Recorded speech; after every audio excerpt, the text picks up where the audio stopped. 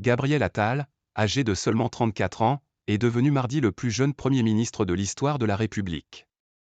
Dès le début, il a promis à Emmanuel Macron audace et mouvement, le président comptant sur lui pour insuffler une nouvelle dynamique à un quinquennat en recherche constante d'élan.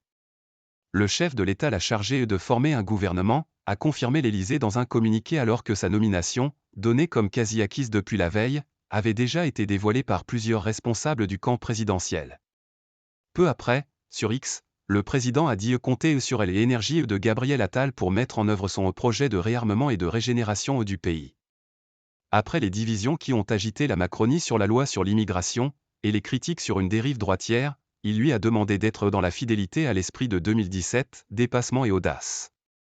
J'aurai l'objectif de garder le contrôle de notre destin et libérer notre potentiel français, a-t-il déclaré, ému et grave, lors de la passation de pouvoir sur le perron de Matignon avec sa prédécesseur Elisabeth Borne, après être arrivé à pied depuis le ministère de l'Éducation nationale, où il n'aura passé qu'un peu plus de 5 mois.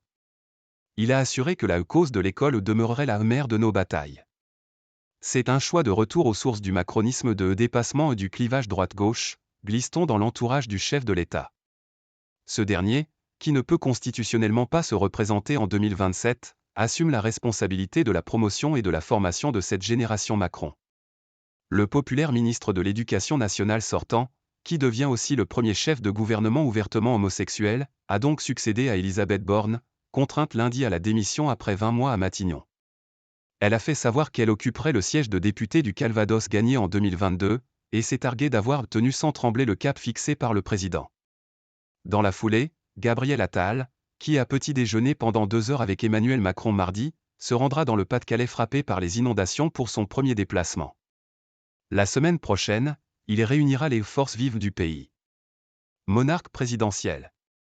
Les oppositions se sont immédiatement montrées sévères à son égard. Les Français ne peuvent rien espérer de Gabriel Attal, a lancé la chef des députés du Rassemblement national, Marine Le Pen, tandis que le leader de la France insoumise Jean-Luc Mélenchon a raillé un simple porte-parole. La fonction de Premier ministre disparaît. Le monarque présidentiel gouverne seul avec sa cour, a-t-il dit, à l'instar du patron des socialistes Olivier Faure pour qui Emmanuel Macron se succède à lui-même. La communication permanente doit laisser place à une politique de clarté et de fermeté, a estimé pour sa part le président du parti Les Républicains Éric Ciotti. Le délai entre la démission d'Elisabeth Borne et la nomination officielle avait alimenté les spéculations sur d'éventuelles résistances internes face à l'ambitieux promu, qui pourrait faire de l'ombre à d'autres prétendants à la succession d'Emmanuel Macron.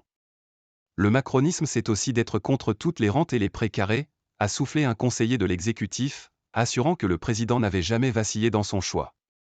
Le retard a aussi pu être lié à la difficile recherche d'équilibre, alors que plusieurs voix appellent à resserrer l'équipe gouvernementale qui compte aujourd'hui 39 membres.